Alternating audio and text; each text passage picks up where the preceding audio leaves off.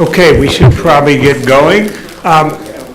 Welcome to day one of the conference, or the first full day of the conference. I like to think of the Thursday afternoon as a kind of pre-mediation of the 2 days ahead. So, and it was really an excellent one. So today, just to remind folks, we will have lunch available after this plenary session. We'll move into have a break, then move into the first breakout sessions, which are all the rooms are on this floor. Then lunch will be available next door. Go out from the lobby into a room next door. You can pick your lunch up and take your food wherever. Hopefully it'll be warm enough to sit outside, but there's some tables in there, and grab and go, I guess, is the principle. So then we'll reconvene back here for second plenary of the day, then breakouts, final plenary in the afternoon. Okay, so that's about all the business for today, fairly straightforward. Now for the real business of today, I will invite up my friend, colleague, and co-organizer of this conference, Jocelyn Szczepaniak-Gillece. Jocelyn will do a more formal introduction to the conference, since, as I said, this is the first day, and then she'll introduce, we'll move into our plenary events, starting with Caetlin Benson-Allott. So I guess that's about it for me. Jocelyn?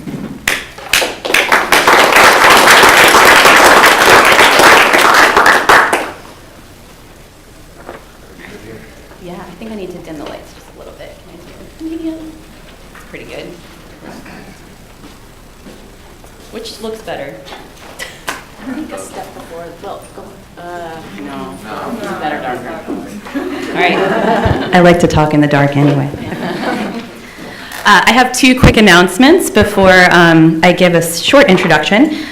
This morning, after the morning plenary by Caetlin Benson-Allott, the panel's subjects, genders, and resistance will now be held in 175 as opposed to 181.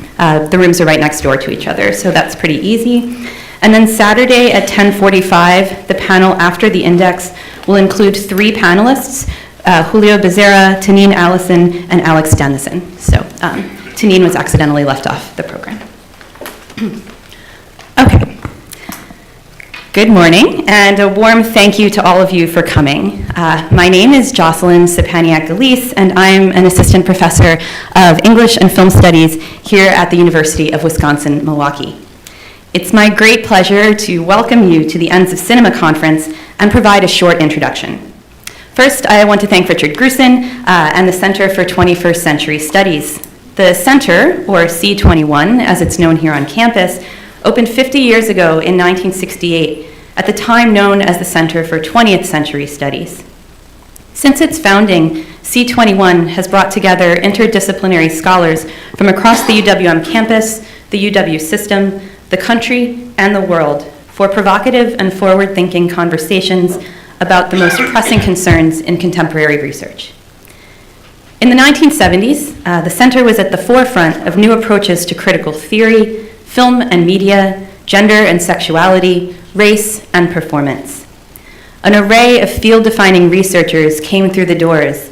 Luminaries such as Umberto Eco and Jean-François Lyotard gave papers and attended conferences here, while performers like John Cage and Laurie Anderson, who is a personal favorite of mine, so I have to highlight her here, demonstrated the Center's commitment to all manner of artistry and thought. During this decade, C21 was especially known for its commitment to the emerging discipline of film studies. In 1975-76, Judith Main, David Bordwell, Maureen Turam, Raymond Ballor, Noel Carroll, Annette Mickelson, Yvonne Rainier, and many others were present during a theme year on film theory. It is in the spirit of this interest in modernity's great defining art that we return again to film this year, half a century after the Center's founding, to consider cinema's ends.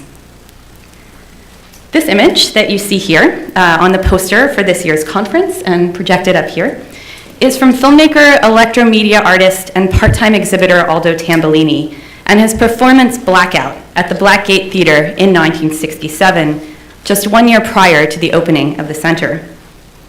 Tambellini's first theater was called The Gate, and it opened in 1966 with 200 seats at 2nd Avenue and 10th Street in New York City. The Gate showed underground films and lecture series until midnight every night of the week for $1.50. Work by Maya Deren, Stan Brakhage, Brian De Palma, Kenneth Anger, and Jack Smith, as well as talks like the Psychedelia Tune-In with Ralph Metzner, an associate of Timothy Leary's. Like other New York underground exhibitors and artists of the 1960s and 1970s, Tambellini operated within the pantheon of cinephilia that Manny Farber famously referred to as termite cinema, the opposite of the elephantine that signified a withdrawal from mass culture. Termite cinema was often found in degraded and filthy spaces, all the more authentic for their repulsiveness. In Farber's words, the Gate boasted an ancient, unreliable floor with patches of black masking tape and a tattered carpet that felt as spongy and sandy as the beach at Waikiki, both a blitzed-out miniature cathedral and an old room of murky origins, painted flat black with a bombed-out area in the front half which houses the screen, and a number of wooden constructions that have been started by a non-union carpenter and then thrown up as a bad job. It's Manny Farber, ladies and gentlemen. In 1967, Tambellini and Otto Pina expanded upstairs to open the Blackgate Theater, a hotbed of experimental film exhibition and happenings by artists like Yayoi Kusama and Namjoon Paik. Tambellini's own experiments in simultaneity were shown at the Blackgate, including Blackout, which you see here. Describing Blackout, Tambellini wrote the following: Blackout, astronauts do not walk on a two-way street. Blackout, there are no road signs between planets, but light years. Blackout, how would man relate to a city if the buildings moved? Blackout, we do not see the star, but the light which comes to us from the star. Blackout, atoms have become Cézanne's apples. Blackout, Pollock walked into the unknown.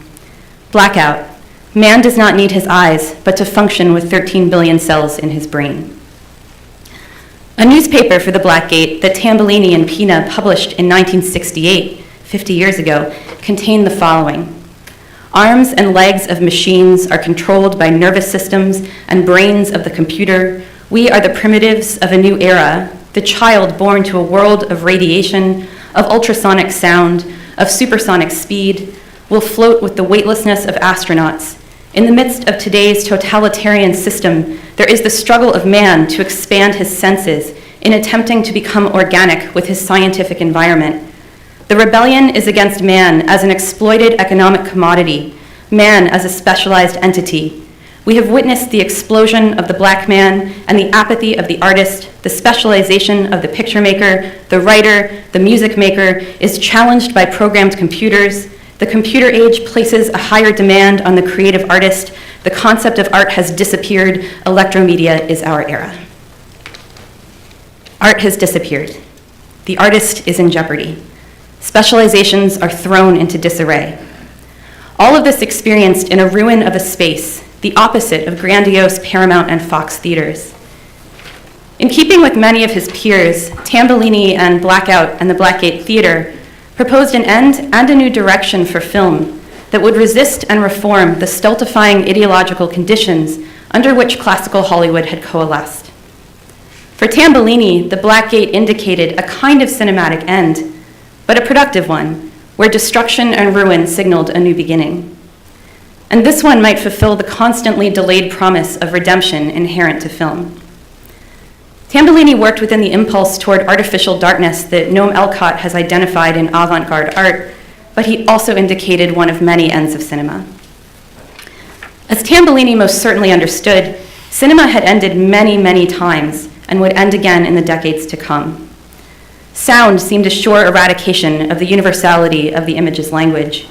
Television pointed to film's death throes for many years.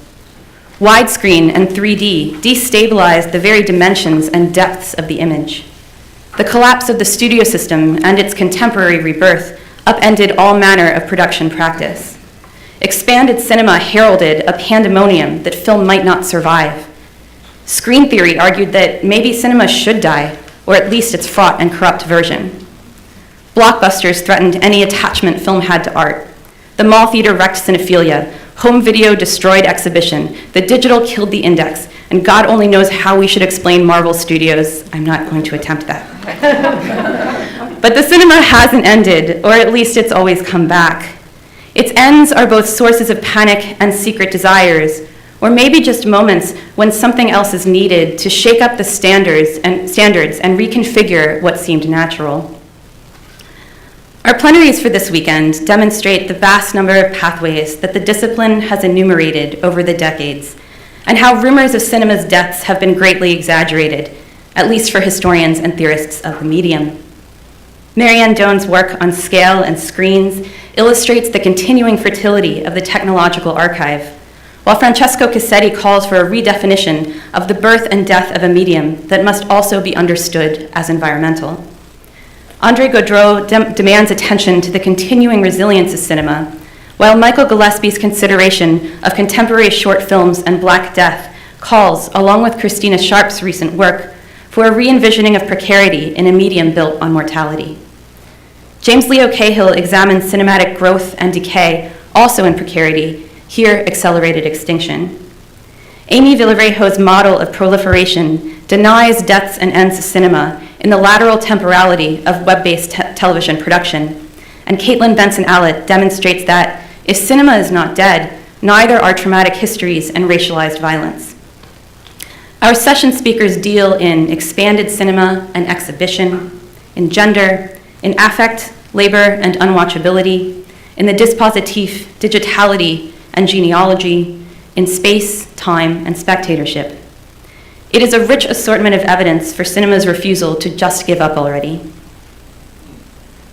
I've been thinking lately about how, since it began, film has always been a means of self-preservation in a moment of environmental decline. It's like we saw an end of our own making coming, and in myopic aggravation, desperately etched ourselves onto the emulsion so that our chemical doppelgangers could repeat our emotions after we'd gone. This furious reproduction was always an end of a kind, a shadow vision of decay that we kept obfuscating with far too much light. In our drive toward beginnings, we refused to admit that we were also coming to grips with ends. In Tambellini's spirit, then, let us propose a blackout. Like many of our plenaries and speakers this weekend, Tambellini embraced the productivity of blackness, a dark force that wreaks both conclusions and awakenings. It is the pitch that drops when the lights go out, and the pervasive night in which awareness unfolds. It is the havoc of historical tremor and the chaos of theoretical upheaval. It is a bomb thrown against ideology. It is the tearing of boundaries with scholarship and insight and perception and the intellect. It is the electric energy underneath the raging storm. It is the end of things that is always in things.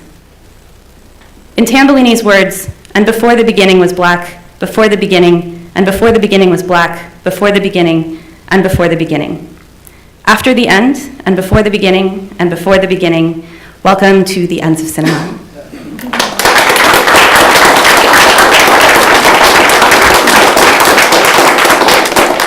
I'd like to welcome Elana Levine from the University of Wisconsin-Milwaukee to introduce our plenary this morning, Caetlin Benson-Allott.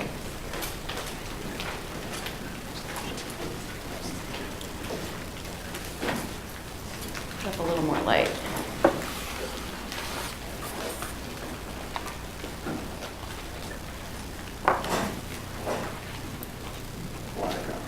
Okay, just a little bit more. Well, welcome everybody. I'm Elana Levine. I'm a professor in journalism, advertising, and media studies here at UW-M, and we're very happy to have you all with us on campus today. It's my pleasure this morning to introduce our first plenary speaker, Caetlin Benson-Allott. Caetlin is Provost Distinguished Associate Professor of English at Georgetown University and a core faculty member in the university's Film and Media Studies program, as well as an affiliated faculty in American Studies and Women's and Gender Studies. She earned her PhD in English, Language, and Literature at Cornell University, with a concentration in film and video studies and certificates in feminist, gender and sexuality studies and lesbian, bisexual, and gay studies. She's the author of Killer Tapes and Shattered Screens, Video Spectatorship from VHS to File Sharing, published by the University of California Press in 2013, and also the author of Remote Control, published by Bloomsbury in 2015, as well as many journal articles and book chapters. Her expertise spans U.S. film history since 1968, film and media theory, exhibition and new media technologies, and gender studies, with particular interests in the horror genre and in media and material culture. Now, in addition to her impressive body of scholarship, Caetlin also contributes really key service roles to the fields of film and media studies. In 2017, she took on the editorship of Cinema Journal, which is the flagship journal, the flagship publication of the Society for Cinema and Media Studies. So we're excited for Caetlin's work there to unfold over the next 5 years. Now, her talk today comes from a current project, so we're getting a little bit of an advance preview here of Caetlin's next book project, which is tentatively titled Media/History/Politics, under contract with the University of California Press. The project centers around the crucial and underappreciated role of material culture in film and television reception, and she theorizes that relationship through a number of different cases. Today, her talk explores this dynamic in the case of contemporary cinema exhibition and gun violence. Her talk is titled Shot in Black and White, The Racialized History of Cinema Violence. And please join me in welcoming Professor Caetlin Benson-Allott.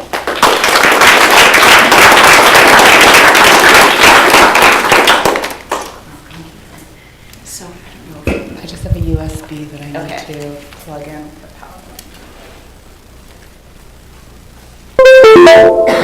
It's there. Yeah.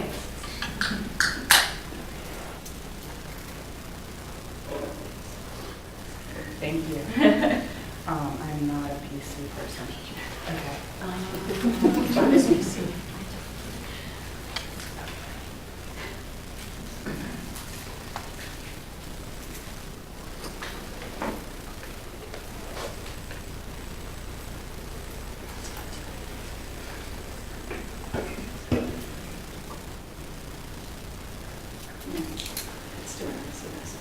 There we go. Awesome. All right, so I Excellent. will turn the lights up a little bit if you, and then I'll- Yeah, maybe we should make it a little darker.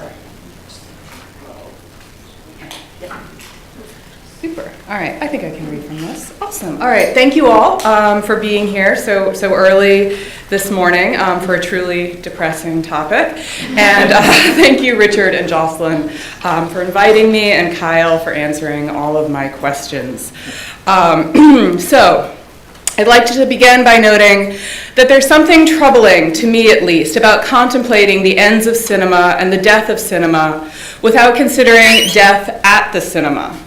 For its history reveals much about the racist, neoliberal fantasy undergirding popular notions about what the cinema is and what it means. So, with that in mind, I'd like to begin by noting that all cinema violence is tragic, and that not all cinema violence is treated as tragic. Violence in cinemas is a particular subcategory of spectator violence, a term coined in 1951 by Albert D. Kerwin to describe riots, assaults, and murders at public events, including political debates, sporting matches, concerts, and plays. Cinema violence has existed since at least 1915, when anti-racist audiences rioted at screenings of D.W. Griffith's The Birth of a Nation. Such incidents have occasionally inspired moral panics, but not always. When and how these panics develop depends, I argue, on racialized perceptions of the individuals purported to be involved. Stanley Cohen coined the term moral panic in 1973 to describe the widespread fear of a relatively minor or rare threat to the social order. Sociologists Eric Good and Nachman Ben Yehuda have since observed that, quote, moral panics are not about specific activities, end quote. Rather, they synthesize long-simmering fears triggered by a specific event. Thus, one of the major differences between a moral panic and a social problem is the discrepancy between the anxiety that a condition generates and the actual danger involved. For that reason, moral panics tend to arise not from common hazards, such as bicycle accidents, but from prejudice and fear.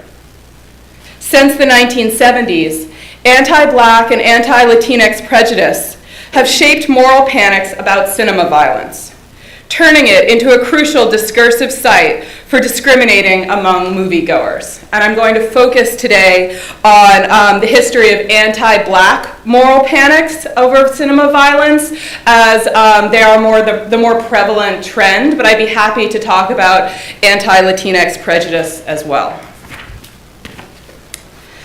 Cinema shootings and stabbings provide a particularly powerful stimuli for moral panics because they are rare, although they are not as rare as we think. And I realize that you can't read this slide, but this is a dossier of all of the incidents of cinema violence that captured national media attention from 1923 through the present. Well, almost through the present. It looks like it's getting cut off.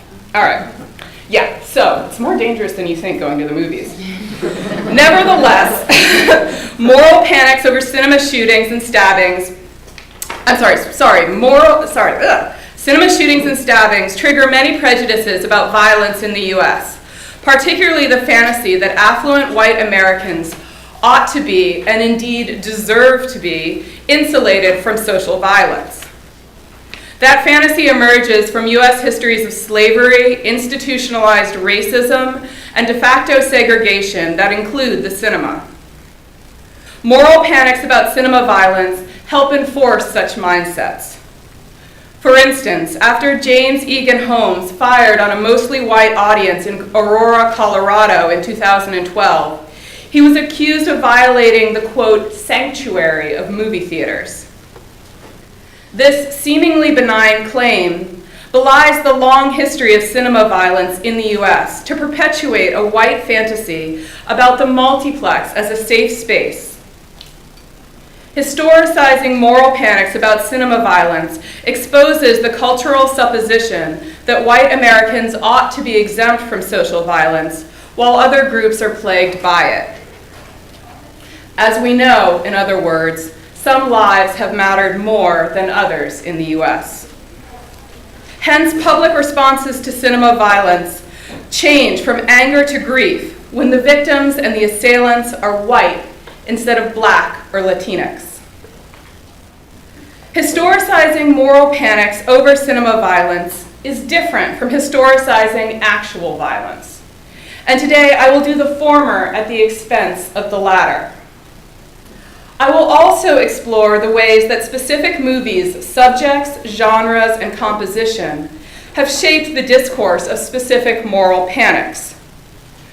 The movies themselves often play a pivotal role in moral panics, not through any fault of their own, but because their fictions can inadvertently provide scripts for interpreting cinema violence. Both journalists and protesters frequently reference and borrow reasoning from afflicted films, especially from their discourses about race. Individual acts of cinema violence may have a coincidental or a causal relationship to the screenings they accompany, but either way, their social impact inheres in the media's representation of them. The US media have variably represented cinema violence as predictable or random, contemptible or tragic, depending on 1, the racial identity of the shooter, 2, the racial identity of the victims, 3, the racial identity of the audience targeted by the film's distributor, 4, the racial identity of the film's protagonists, and 5, the racial discourse of prior moral panics about cinema violence. Critiquing moral panics about cinema violence thus requires one to read these films alongside their reception. For indeed, moral panics are a mode of film reception. In this context, textual analysis creates the opportunity for ideology critique, and this ideology needs to be critiqued. Today, I'd like to walk us through 3 moral panics about death at the cinema, to argue that because cinema violence only gets to be random and tragic when it happens to white people, it remains an expedient of anti-black prejudice. So the first of the 3 panics I'll address began in February 1979, after 3 young men died in conjunction with screenings of Walter Hill's The Warriors. Their deaths led reviewers, pundits, politicians, parents, and even one pediatrician to call for the film's censure. They blamed the Warriors for attracting gangs, specifically gangs of African American young men, to the cinema, a rhetorical trope that would shape anticipation of and reporting on cinema violence for decades. They used Hill's anti-racist movie to blame young men of color for the very violence and disenfranchisement that the film shows them enduring. Not all of the assailants at the Warrior screenings were African American, nor were most of its characters. Yet blackness would remain a key figure in collective fantasies of theater violence for the next 30-odd years, until mental illness provided the media with exculpatory discourse for the increasing number of non-black shooters.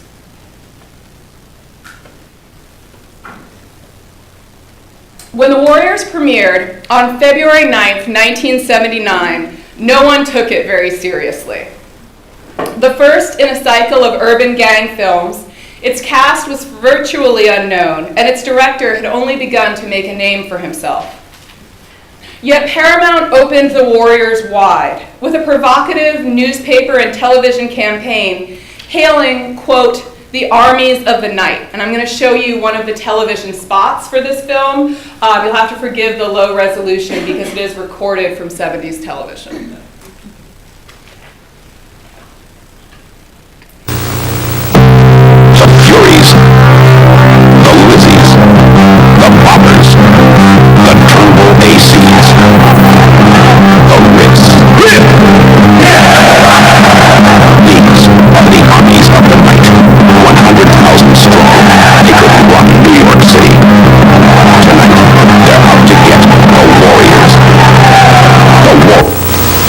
State 1 and Cine, Reed's Bay Cinema, and a theater near you.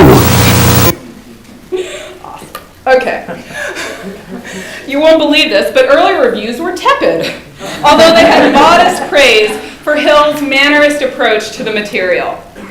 Nevertheless, The Warriors was popular at the box office. Within 3 weeks, it was the highest grossing film in theaters and stood at the center of a nationwide controversy. Word was spreading that The Warriors did not just depict gang violence, but provoked it. On Monday, February 12th, 2 young Californians died at separate screenings of The Warriors. First, Marvin Kenneth Eller was shot in the head at a drive-in theater in Palm Springs, California. Who shot him and why remains unclear. One article asserts that Eller, quote, argued with a youth who blocked the way to the bathroom, end quote. Another suggests that Eller's death was part of a face-off between 2 local gangs. Quote, during an intermission, a white girl drew comment from blacks belonging to a youth gang called the Bluecoats. Their white counterparts, the family, came to her rescue, end quote. Other reports would claim that Eller, quote, was fatally stabbed in a reenactment of this film's savage bathroom battle, end quote. Here, Eller's assault seems to have been confused with that of Timothy Gitchell, who died at another Warriors show in Oxnard, California. Authorities never figured out what led to the conflict between Gitchell, his friends, 2 of whom were also stabbed, and the other young men involved.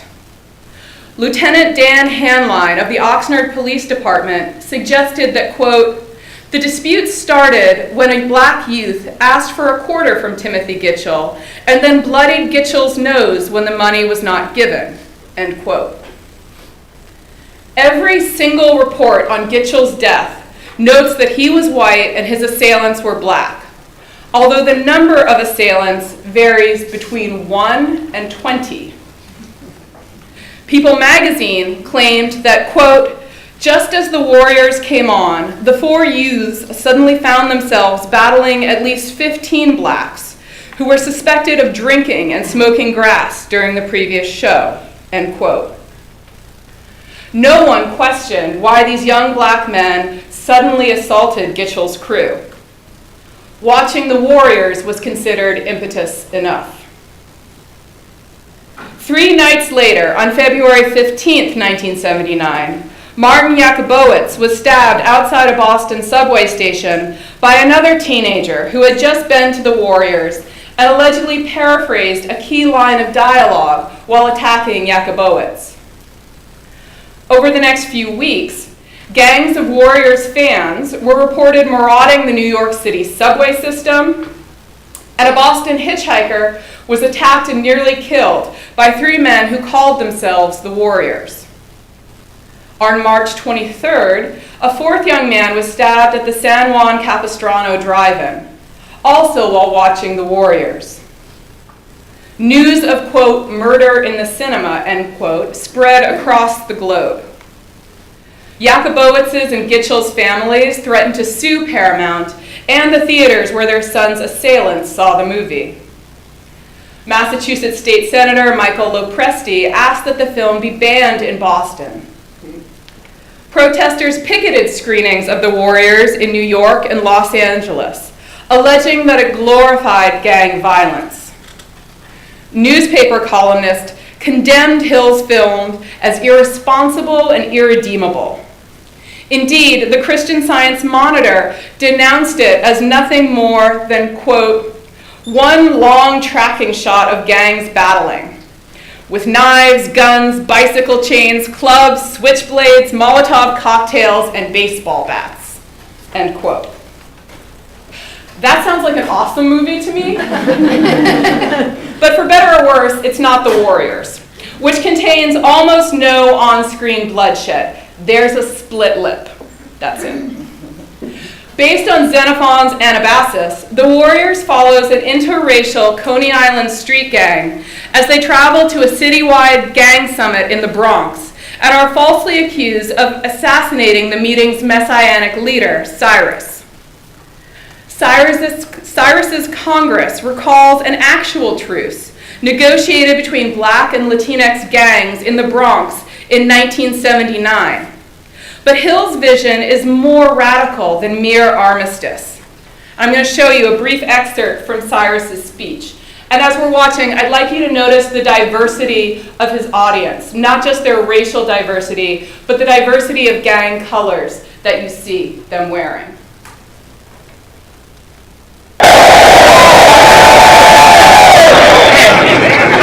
Now here's the sum total. One gang could run this city. One gang. Nothing would move without us allowing it to happen. We could tax the crime syndicates, the police, because we got the streets, suckers! Can you dig it? Okay. I wish we could listen to the whole thing. I'm sorry we don't have time. As you saw, Cyrus's call surprises and delights his audience, a generation of disenfranchised and disaffected kids coming of age in a bankrupt city in the wake of multiple failed social movements. When Cyrus is killed by the leader of the only all-white gang in the film, and the Warriors are blamed, they must fight their way home past an eclectic consortium of enemies.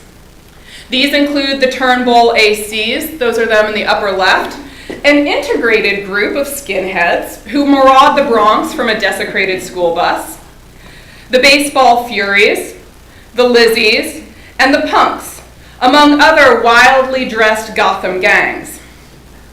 As these frame grabs illustrate, Hill's surreal film employs a fluorescently bright color palette and fantastic costuming.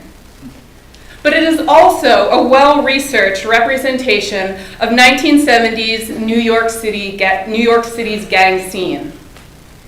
Indeed, one of the few ways in which The Warriors misrepresents that culture is in its emphasis on integration. There's a lot more to say here. Oopsies, I got us ahead of us. Oh well, there's a lot more to say here. But the point is that The Warriors treats gang members with a great deal of respect, including their frustration with the American dream. This is what we fought all night to get back to, one warrior asks, when his crew finally gets home to Coney Island. The so-called People's Playground, pictured here, was nearly derelict. It has no future to offer its youth, only a horizon of crushed hopes. In this manner, Hill's movie calls out the conditions of disenfranchisement that breed gang violence. And yet, just as the Warriors were falsely accused of killing Cyrus, The Warriors, the film, was unfairly blamed for the murders of Martin Eller, Timothy Gitchell, and Martin Yakubowicz. Critics denounced the film for sparking black-on-white violence, even though the Warriors are a multiracial gang, and the film associates its only all-black gang, Cyrus's Riffs, with leadership, hope, and justice. And in fact, the Riffs in their colors and in their organization were modeled on social justice gangs like the Blackstone Rangers in Chicago. One Los Angeles anti-gang activist called The Warriors, quote, a mind control picture, end quote, arguing that it induced violent uprisings among young viewers. Other commenters indicted the film's viewers more directly. As one Paramount executive put it, quote, if you bring that sort of crowd into the movie house, you will have the same trouble with the sound of music, end quote. Yeah. Such an apology absolves the film, but only by suggesting that that sort of crowd does not belong in movie theaters in the first place. In the context of the article and the era, that sort clearly refers to gang members. The alleged Warriors' killings all happened in places where gang violence was already a concern, where a movie about gang violence would seem not exotic, but ominous. In 1979, Harvard sociologist Walter Miller noted that Boston, quote, ranked third behind Los Angeles and Philadelphia as the most lethal gang city in America, end quote. Palm Springs is only a little over 100 miles from Los Angeles, Oxnard barely 60. In cities with minority gangs, Warriors-related incidents were blamed on African American crews, even when no evidence existed to support such a rush to judgment. Only in Boston, where the gangs were mostly white, did white reporters blame white assailants for a white victim's death.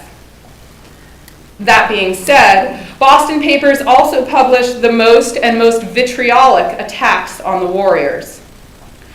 And we should remember here that Boston experienced violent desegregation protests between 1974 and 1977, which may have fueled local antipathy for the Warriors. At root, the moral panic over the Warriors was a panic over desegregation, over heterogeneity within cinema audiences.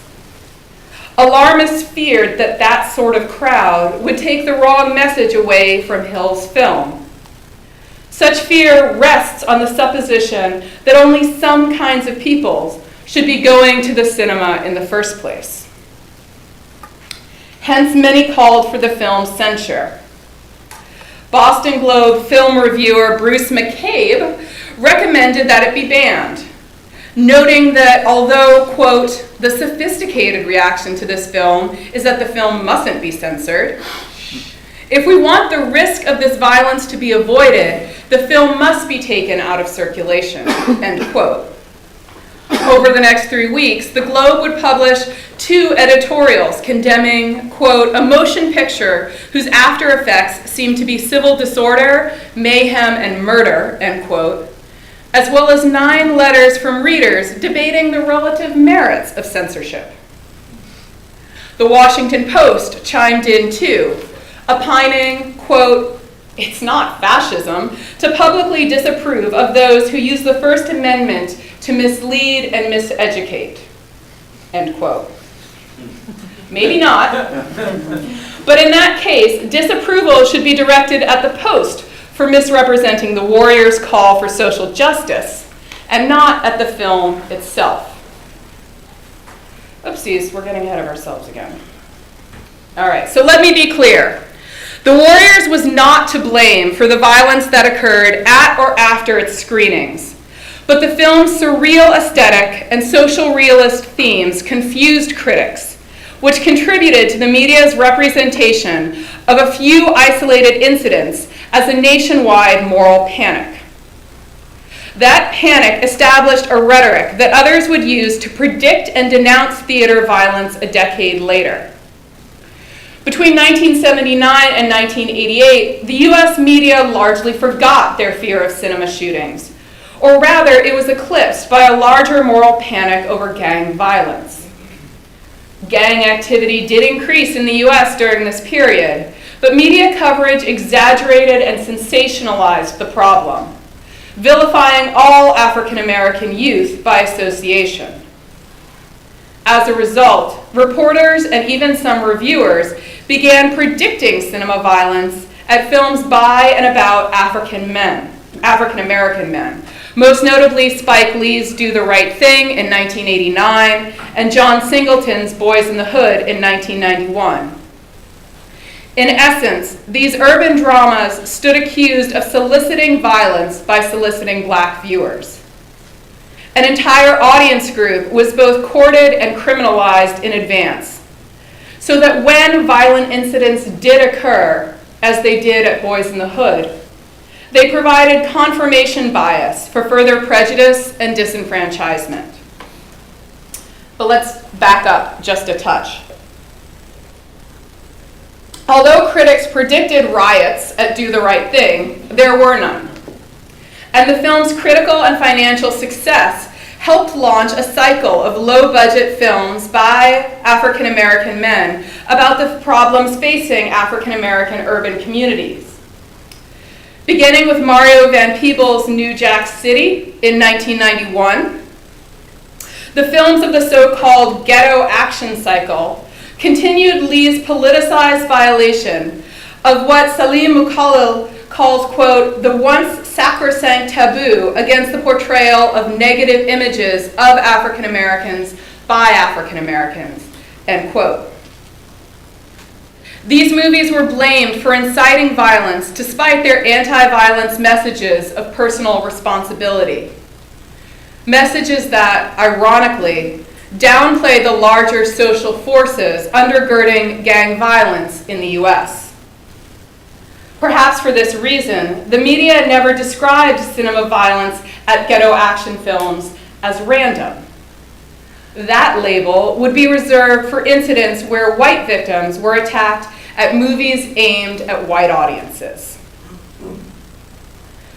Because of our time limitations, I'm going to skip over the riot that accompanied an oversold screening of New Jack City at Los Angeles' Westwood Theater to focus on the larger controversy that engulfed Boys in the Hood. Boys in the Hood did not induce violence any more than any other film at which an altercation occurred. However, cinema violence shaped its reception and legacy more than any other film, including The Dark Knight Rises, which currently has the dubious distinction of accompanying the biggest mass shooting at any US cinema. As director John Singleton put it, the media were, quote, lying in wait when Boys in the Hood came out, eagerly anticipating an atrocity. Like other ghetto action films of its era, Boys in the Hood had been preceded by a deceptively violent marketing campaign. In her book on American film cycles, Amanda Ann Klein shows how the campaign for Boys in the Hood, quote, sought to confirm an image of authentic or realistic blackness, synonymous with aggressive masculinity, random violence, and gang culture in general, end quote. While the film itself denounces gang violence and challenges the racist assumption that all young black men must be gang members, its trailers and posters belie such intentions. Indeed, Columbia Pictures sold Boys in the Hood by exploiting the film's ethic of personal responsibility as well as its social realism. And that's why Columbia Pictures changed their original tagline, Once Upon a Time in South Central, to the second tagline, the imperative, increase the peace. Hence, the film's cinema trailer introduces its three young protagonists, Trey, Doughboy, and Ricky, through their contrasting responses to the dire underdevelopment of black communities. It acknowledges that, quote, in South Central LA, it's tough to beat the streets, end quote, as Doughboy pulls out his gun and loads the chamber. But such phrasing notably suggests an individual's responsibility to rise above, rather than, say, a demand that state agencies intervene. Individualism absolves the spectator of doing anything about the world they see on screen, while social realism rewards them for taking any interest at all. Columbia exploited the latter strategy in its home video trailer for Boys in the Hood, which I'll show you now. And I think it's fair to say that the hyperbole in this one pretty much speaks for itself. 5 minutes away from your nice, safe neighborhood, there's a war going on.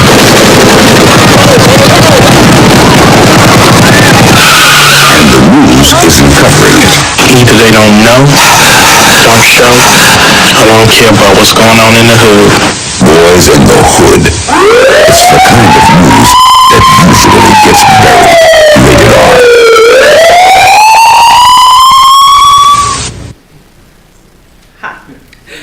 Columbia's advertising strategies reflect and inadvertently provided fodder for the moral panic that took off after people started getting hurt at screenings of Boys. When Boys in the Hood opened in 829 theaters on July 12, 1991, there were shots fired at screenings in 16 cities. Over 30 people were injured and 2 died. Michael Booth and Jitu Jones. Booth saw the film at the Halstead Twin Drive-In in Riverdale, Illinois, with his girlfriend and young son. As they waited in line to leave, Timothy Turner walked up to their car and asked for a light. Booth refused, and Turner shot him.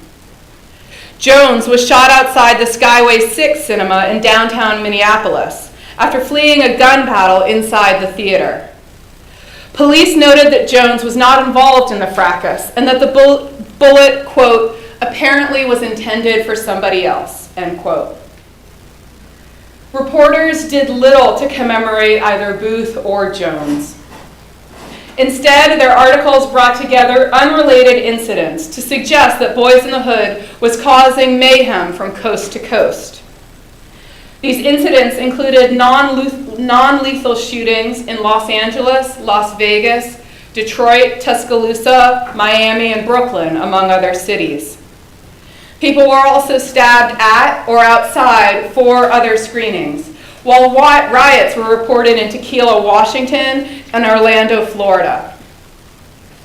Newspapers sensationalized all of these events with headlines like, quote, trail of trouble for boys, end quote, and, quote, film opens with wave of violence, end quote. One Washington Post reporter had the audacity to contend that, quote, there has never been anything like the kind of trouble now being associated with black movies, end quote, which is obviously a patently ridiculous claim. Such contentions depend on a fantasy of the cinema as a safe, racially homogenous space, a fantasy only made possible by ignorance of actual cinema history and presumptions of de facto segregation in movie theaters. Racist fears of cinema violence fueled a backlash against African American filmmakers throughout the 1990s, a backlash that compromised the careers of many promising African American filmmakers. Within 2 weeks of the Boys in the Hood premiere, the General Cinema chain started intentionally extending the time between screenings to prevent crowds from gathering outside its theaters. As Variety reporter Mark Becker observed, other industry executives began, quote, pre-screening films for their off-screen violence potential, end quote, a move that Charles Acklin compares to racial profiling. At the same time, some exhibitors started releasing so-called urban films on Wednesdays rather than Fridays.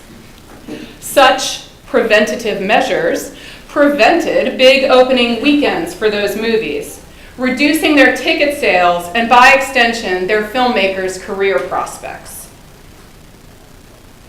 It's ironic that the U.S. film exhibitors were so worried about a film uniquely committed to a politics of personal responsibility. It was that theme that helped Boys in the Hood court a white crossover audience, but it also encouraged said audience to fear black men when cinema violence did occur. Boys in the Hood embeds its philosophy of individual accountability in its ideal of black masculinity, Furious Styles, played by Lawrence Fishburne.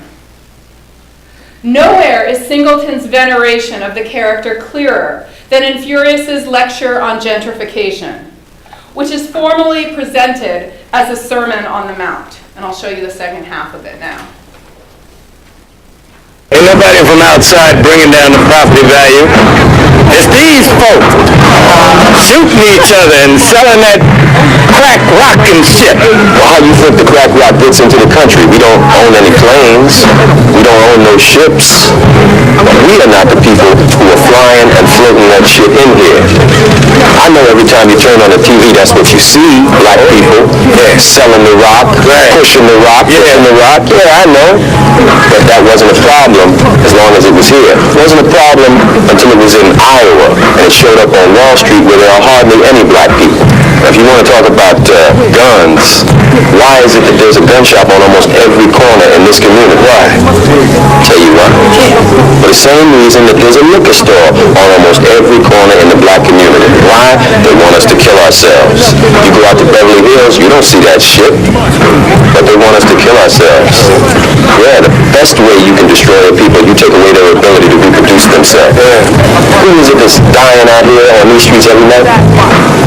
Y'all. Young brothers like yourselves. What am I supposed to do? Fool roll up, try to smoke me? You shoot the motherfucker if you don't kill me first. You do exactly what they want you to do. You have to think, young brother, about your future. Huh? Okay. So, Furious acknowledges the social and state conspiracy against black life, but he also suggests that every man is responsible for how he responds to institutionalized racism and disenfranchisement. Precisely the attitude journalists would take towards violent individuals at Boys in the Hood.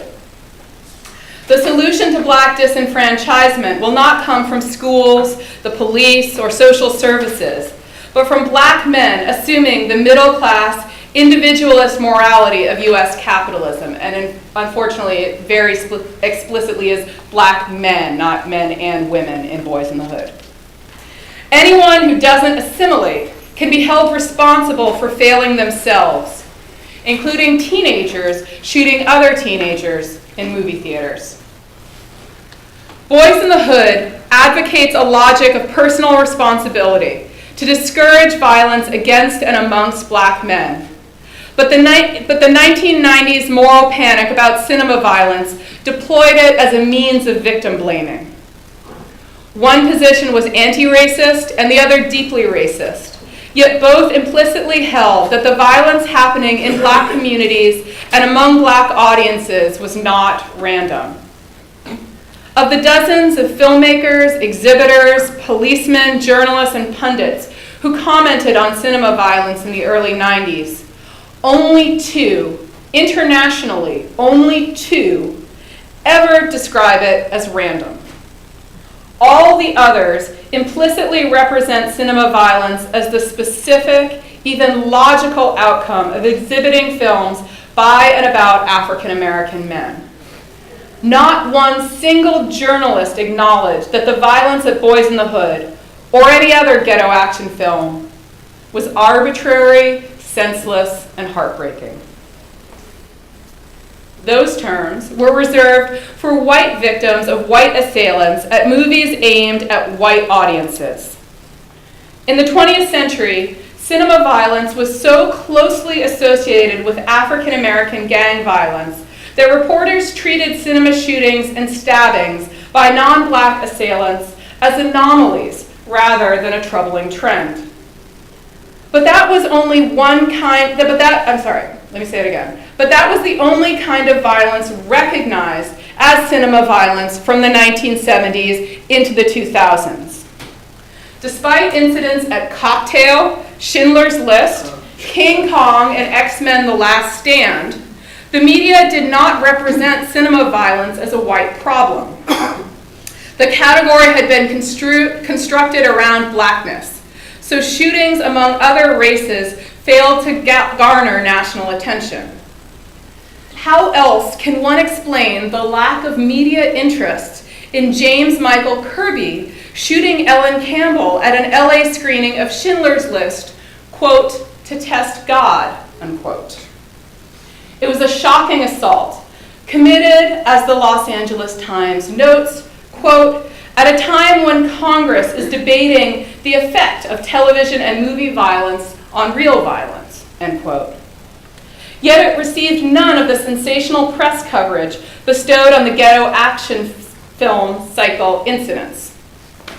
Other white-on-white assaults in movie theaters, like other white-on-white assaults in movie theaters, the Kirby shooting only became recognizable as cinema violence retroactively. Really, after James Egan Holmes killed 12 people and injured 70 more at a midnight screening of The Dark Knight Rises in Aurora, Colorado. Holmes opened fire on approximately 400 viewers at 12:38 a.m. on Friday, July 20th, 2012.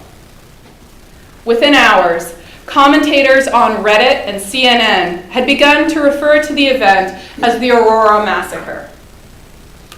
This epithet distinguished the incident among mass shootings and also among incidents of cinema violence, as it divorced the attack from the film it accompanied by tying it to a location instead. And I do want to acknowledge that the Aurora Massacre was both cinema violence and a mass shooting. But mass shootings have a distinct history in the United States, dating back to Howard Unruh's rampage in Camden, New Jersey in 1949. So instead of historicizing mass shootings, I'm going to focus on the effect of the Holmes incident on discourses around cinema violence. At the time of his arrest, minutes after the shooting, Holmes asked the police, quote, "There weren't any children hurt, were there?" End quote. In fact, there were 4, the youngest of whom died of her wounds at the scene.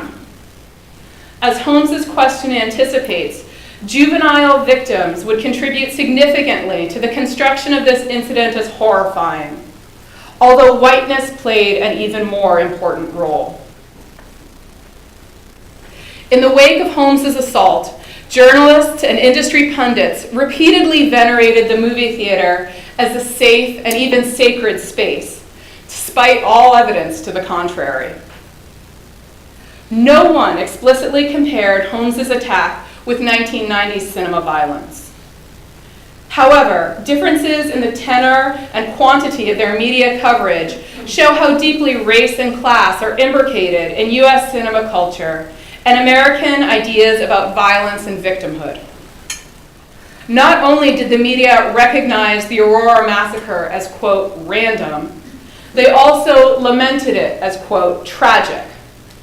This rhetoric retroactively reveals popular distress over cinema violence as limited to white victims, given that only their deaths, and not the previous deaths of people of color, were hailed as tragedies. To wit, of the many articles written about the Warriors' murders, only one, the write-up in People magazine, deems them tragic. A few reviewers called the plot of Boys in the Hood tragic, but only one journalist ever considered the violence at its screenings to be so. The media almost exclusively invoked tragedy for middle-class white victims of cinema violence. Black and working-class victims are not mourned in the same way, especially if their murders were associated with gang activity, as in the cases of Eller and Jakubowicz. Because affluent white Americans presume themselves insulated from social violence, its random appearance disrupts the social order, making its victims tragic. This is why mental illness provides such a convenient scapegoat for moral panics about white-on-white cinema violence. It explains the event without challenging the system. Now, James Egan Holmes was most definitely mentally ill. But what was at stake in the moral panic around his theater shooting was the sensational threat of mental illness. Focusing on Holmes's mental illness allowed the press to ask and answer the question, why? A question no one bothered to ask about cinema violence involving black assailants. No one had asked why men of color were shooting, stabbing, and assaulting movie theater patrons due to the centuries-old stereotype of black men as violent. But white people do not often racialize their history of public violence, and consequently, Holmes's race was never linked, even euphemistically, to his murders, not in the mainstream press. Thus, reporters had an opportunity and a responsibility to explain why he attacked. Their accounts focus on madness and related fantastical concepts, such as evil and monstrosity.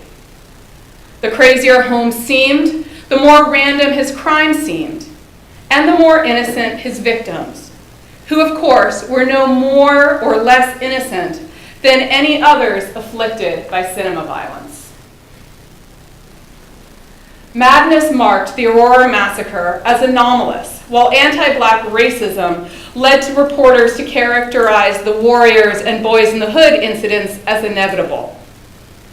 Those panics did not generate calls for change because they presumed the certitude of violence and death for the individuals involved. By contrast, the Aurora massacre did not produce calls for change beyond facile pleas for greater gun control, because an insane gunman is outside the system, beyond the system's capacity to regulate. Holmes's madness could not be predicted or prevented, only isolated or contained, or so the story goes.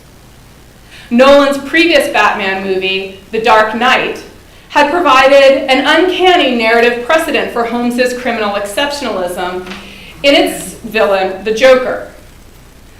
Ironically, the film also suggests that anarchist villains like the Joker and Holmes complete the logic of, and are thus the inevitable result of, the conservative rhetoric of law and order. Okay. I'm going to have to truncate my reading of The Dark Knight, but I'd like to briefly note how the film frames the Joker as both the apotheosis and the scourge of its white world. All of Nolan's Batman films construct bastions of whiteness in their casting and their commitment to law and order at any price. But The Dark Knight epitomizes this trend. It includes a few supporting characters played by actors of color, but all of the agents of power, both good and bad, are white, as they are in all of Nolan's Batman films. We can talk about Lucius Fox later if you want. The Joker represents the horror of whiteness turning on itself, which may be why the media kept alleging that Holmes referred to himself as the Joker even after such claims had been disproven. The Joker's machinations reveal that he understands white privilege far better than any other character. The Joker drives Gotham's so-called White Knight, District Attorney Harvey Dent, insane, which leads Dent to threaten Commissioner Gordon's young son, thereby invoking the trilogy's superlative icon of innocence, the terrorized white boy, always a stand-in for young Bruce Wayne himself. That white boy metonymizes and racializes victimhood, as his death would be the most tragic because he might be the next Batman, the next enforcer of law and order. Hence, Nolan deploys images of terrorized white boys throughout his Batman trilogy to convey the immorality of Batman's nemesis. These youngsters bestow innocence on all of the victims' villains, on all of the villains' victims, absolving them and whiteness more broadly of instituting and perpetuating the system of violence to which they become suddenly, unexpectedly vulnerable. In a culture organized around the veneration of whiteness, unmotivated attacks on white children represent the ultimate random tragedy. Indeed, it took children dying for our national media to acknowledge that white people do kill white people at the movies, even as they also invented a new exculpatory discourse for white cinema assailants. So in conclusion, after the Warriors, people feared them, a social group, specifically African American men. After The Dark Knight Rises, people feared him, the single shooter whose threat was not socially legible. The movies played a role in this transition.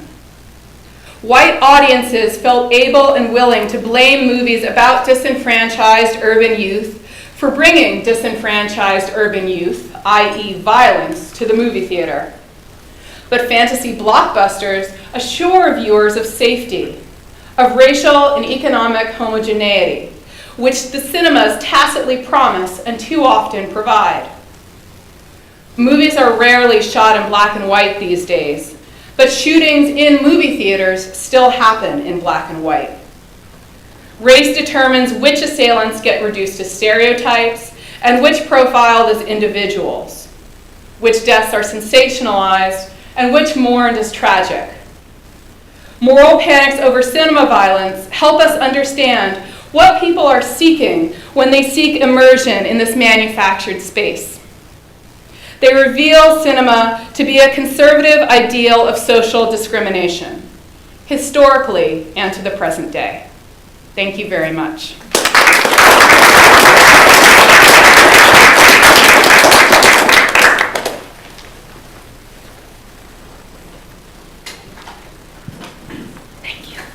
Okay. Trying to turn on the lights. Awesome. Yay! Okay, so we actually have a good amount of time for questions, which is totally great. So, yes.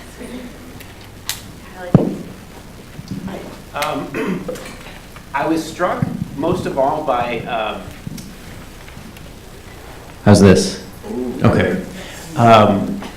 By one of the slides you showed of Boys in the Hood cast, but also John Singleton on the left.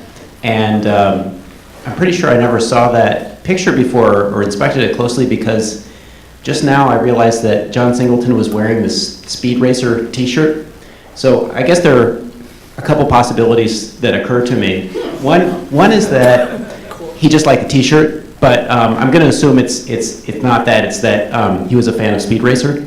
And I wonder if, Speed Racer was this like kind of post-war attempt to have like a Japanese racer win a lot of races without conducting war. Mm-hmm. And I wonder then if the Gulf War this just kind of reminded me of the context of John Singleton's filmmaking. If the Gulf War in any way informs Boys in the Hood. I mean, if I recall correctly, they kind of overlapped, or the film kind of shortly preceded the breakout of war, because in the trailer you showed, it looked like it was shots from Vietnam that they had included. Yes.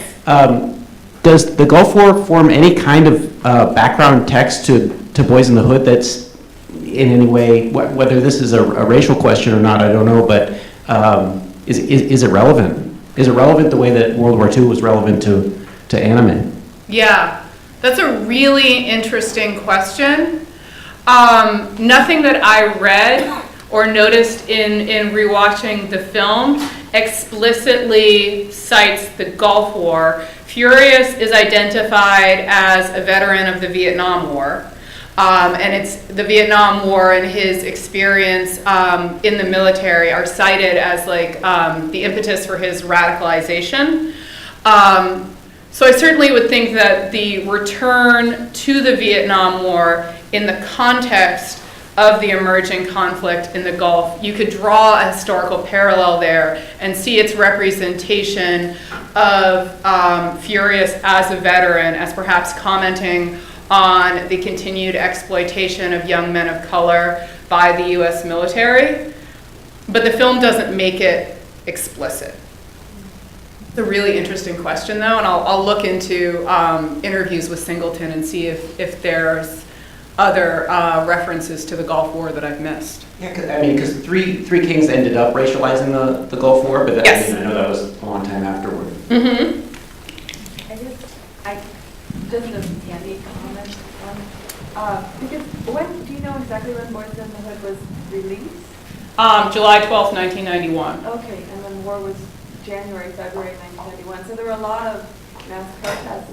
Yes. January, February, but I would have. But it would have been written and shot before. It would have been finished, yeah. Yeah, but I'm wondering, I mean, it doesn't show up in the advertising campaign, right? Columbia is not is not interested in politicizing the movie in that way. But I'm wondering about Singleton's representation of the film or his commentary on it. Like the producers of New Jack City, he was called upon to publicly defend his film in a press conference hosted by Columbia after the opening weekend. And the Gulf War doesn't come up in that particular speech that he gave, but I can look into other references. And then the Rodney King beatings were around that. Just, I think before that? So that was actually what happened at New Jack City. So the riot at New Jack City, I'm going the wrong way.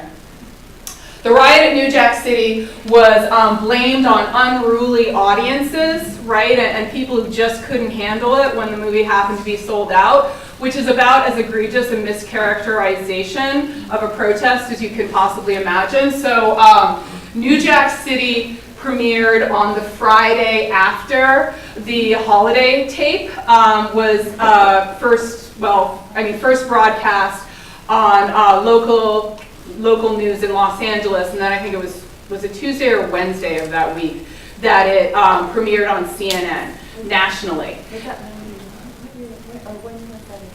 1991? 1991. That was it.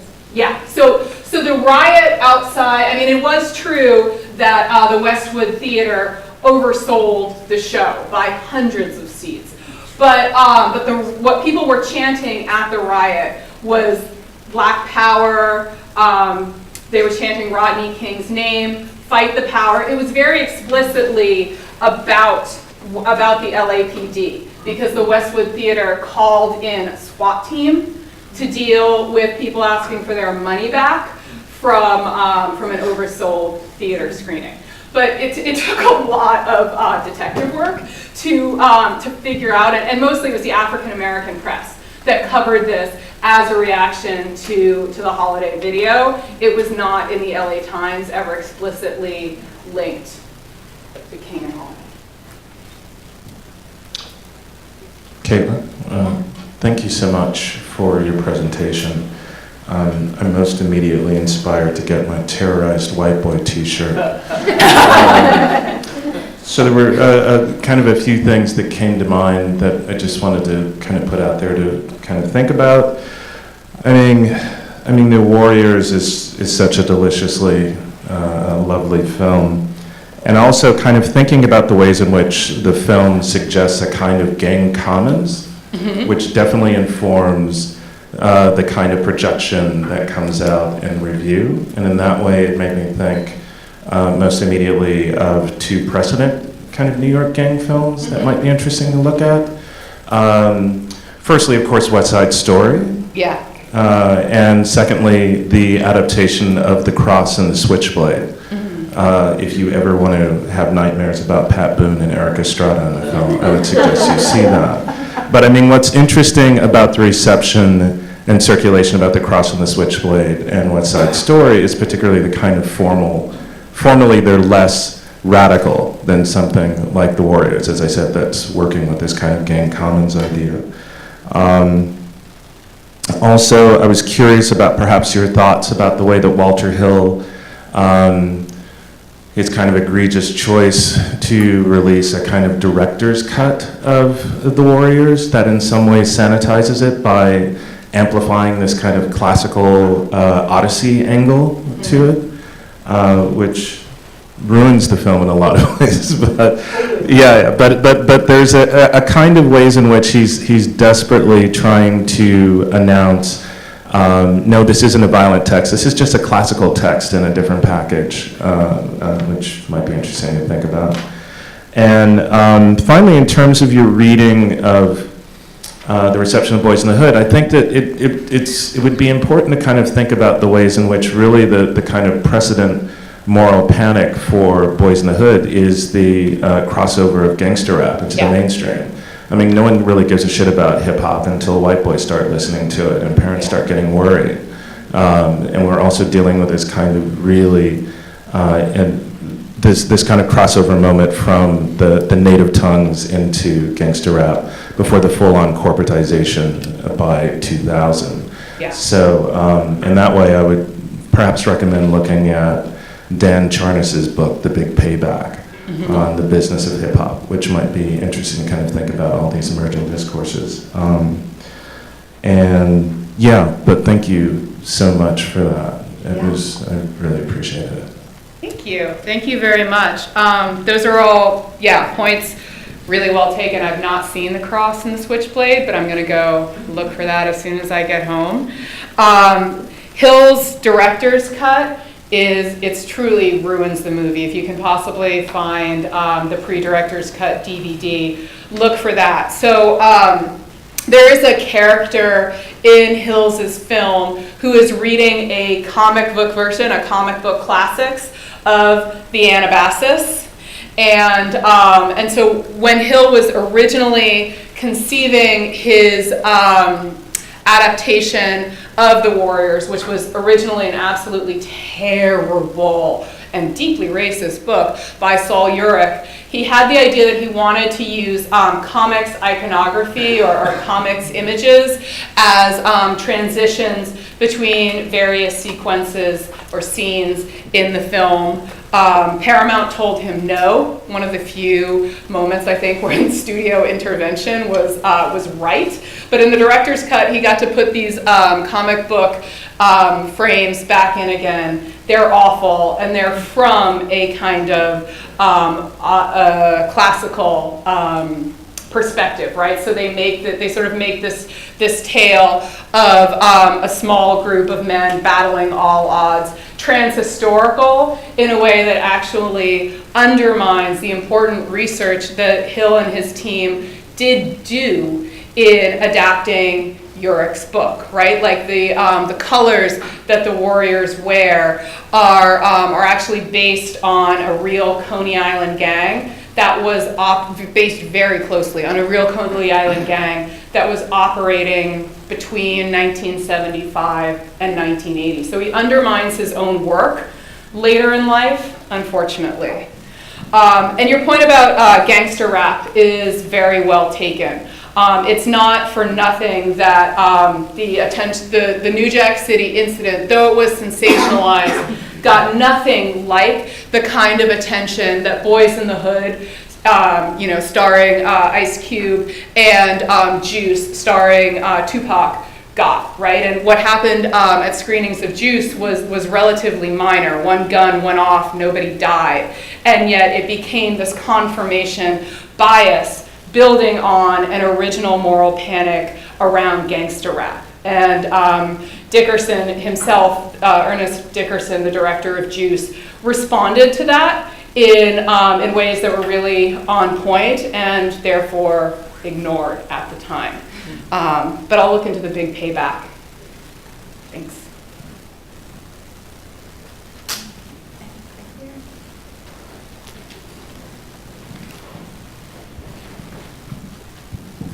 Thank you. Yeah, that was really interesting. Yeah. I'm trying to think about the role of the screen as a sort of membrane and as a skin in terms of, it seems interesting to notice how there is a sort of circulation between what's happening inside the screen and what's happening outside the screen and vice versa, which is kind of obvious. And at the same time, this form of attuning is developing in such extreme ways these days, especially in relation to new technologies of vision that are sort of like transforming image in an interface, which is eventually like workable and interactive. And I have in mind this book by a friend, Franco Berardi-Bifo, that wrote a book which is called Mass Murder and Suicide.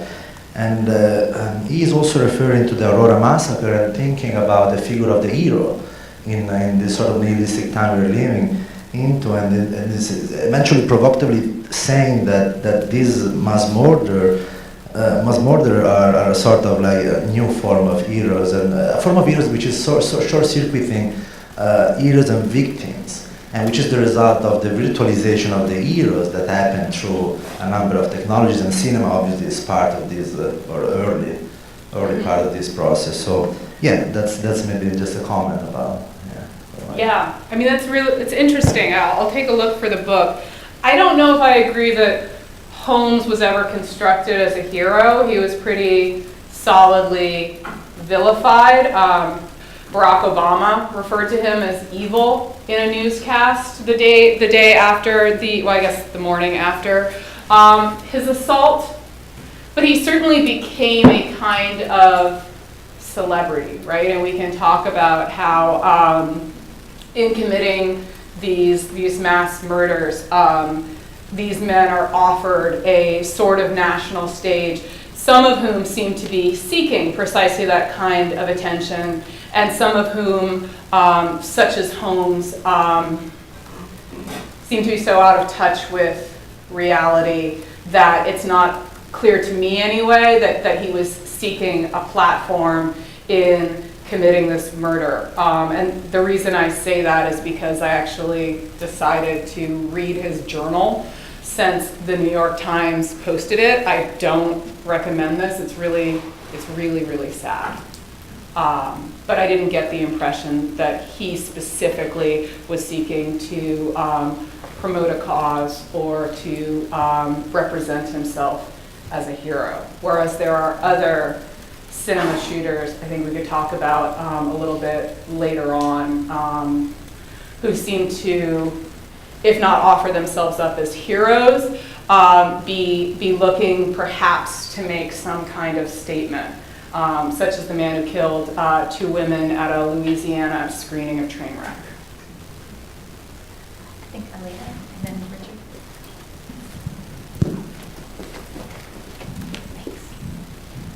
I was really interested to hear a little bit more about warriors, and in particular, I was curious about the ways that it might have been articulated to TV movies in the 70s. One of the articles you had up that was talking about the Warriors event, I noticed had a few paragraphs talking about TV violence and about, it seemed like the author was saying, well, TV violence is really the problem. And I was just thinking about how the Surgeon General's report on TV violence had come out in '72, and there was a lot of moral panics around TV violence in the 70s. And the film, I haven't seen the film, but there's things about it that seem similar to me to some kind of exploitation style 70s TV movies. Yeah. And so I'm just kind of wondering what you saw in the discourses around the film and the violence around it that connected, if it connected to television in other ways other than that one piece. Yeah. So I think that I'm blanking on the name of the movie right now, but there was a TV movie a couple of years prior to the Warriors. I think one little girl did something really terrible to another little girl with a Coke bottle. Born Innocent. Born Innocent. And there was a lawsuit, a kind of media effects lawsuit around that. And I think that it seems pretty clear that Eller and Yakubowicz's families were pushed to sue, or inspired to sue Paramount as a result of this discourse around television violence and this attempt to seek remuneration or seek justice through the courts for television-inspired violence. There was also a lot of controversy in the early 80s around putting the Warriors on television, right? Because everything was being syndicated directly to network television or cable television. So ironically, People magazine suggested it as one of their picks of the week when ABC put the Warriors on television, I believe in 1983. But prior to that, a couple of cable stations had licensed it locally and then found it censored, right? They ended up not broadcasting it in response to public furor over how could you possibly put this on television and bring this reprehensible movie into our homes.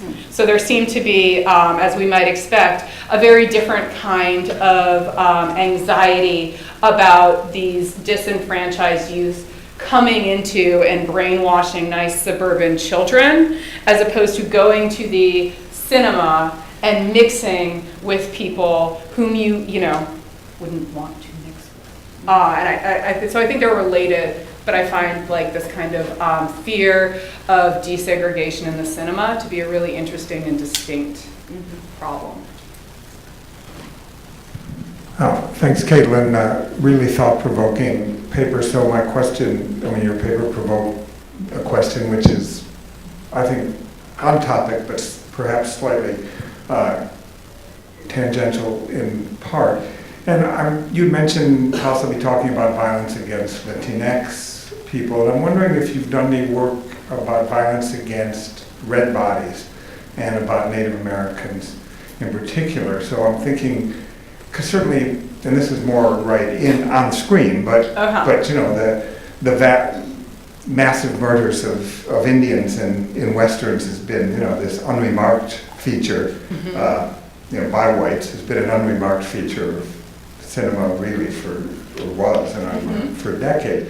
But I'm thinking especially about with that context what might be thought to be a post-Western natural-born killers, which again, I don't know of any violence that happened in the theater, but it sparked a number of copycat killers and was threatened to be censored, and was, I think, maybe like Ireland or somewhere, refused to screen the film. And it, also influenced the Columbine killers. But at the heart of that film, I think really the most, it's almost impossible to say, the most egregious murder, but the one that really is a core moment in the film is the scene when they go to Russell Means, the Russell Means character, to help them, cure this snake bite.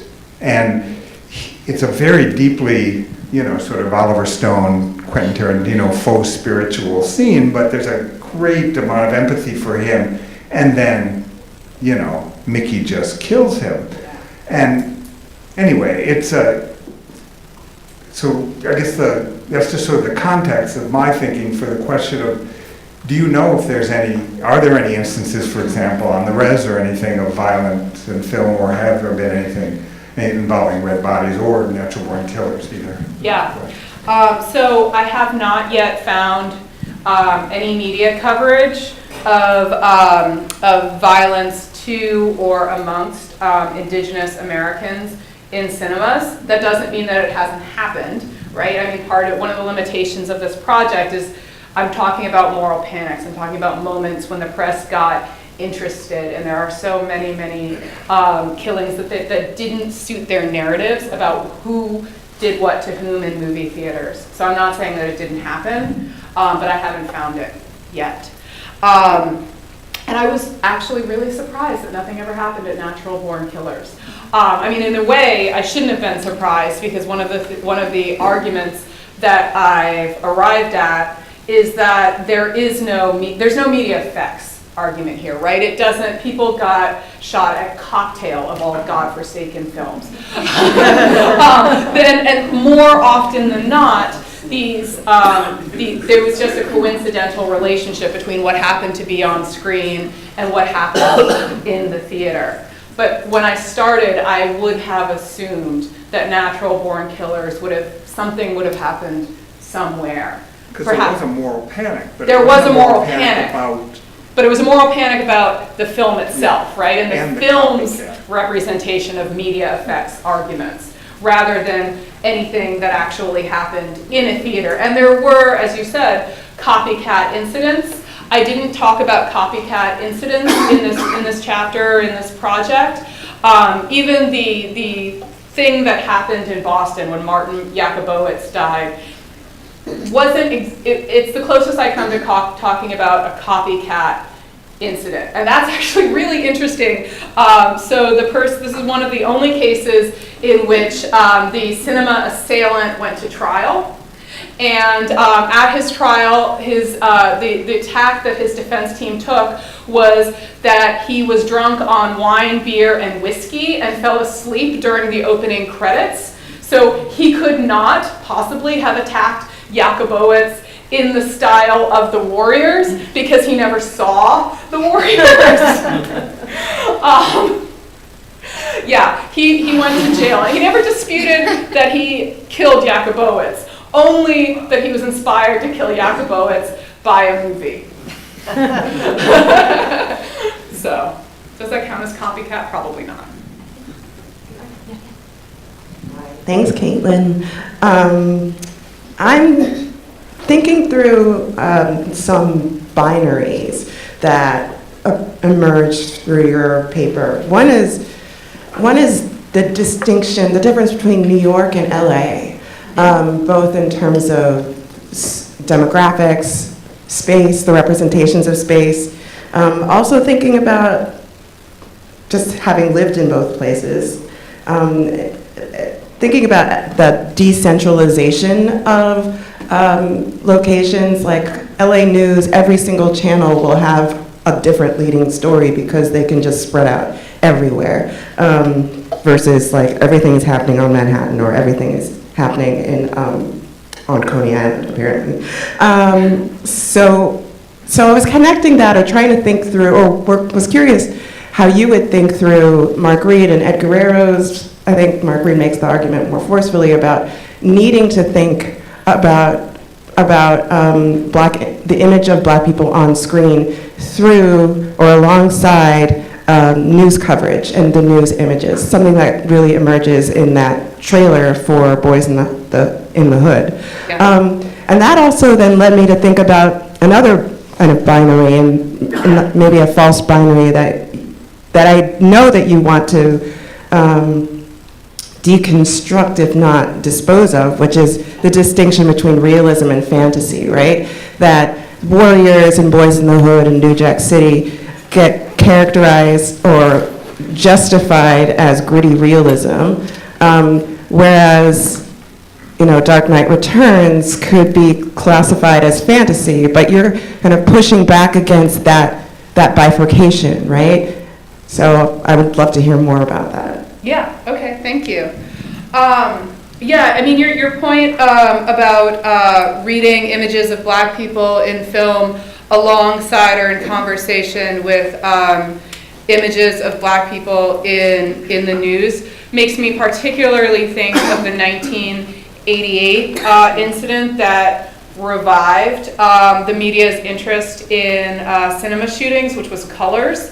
Yeah, a truly awful movie, just like inspiring in its mediocrity, almost. But it was very much a ripped from the headlines exploitation pick, and so that's really the site at which I think it becomes particularly provocative to talk about how the news was setting up through its sensationalization of Los Angeles gang culture in particular, the response to and the panic inspired by an incident outside of a colors screening.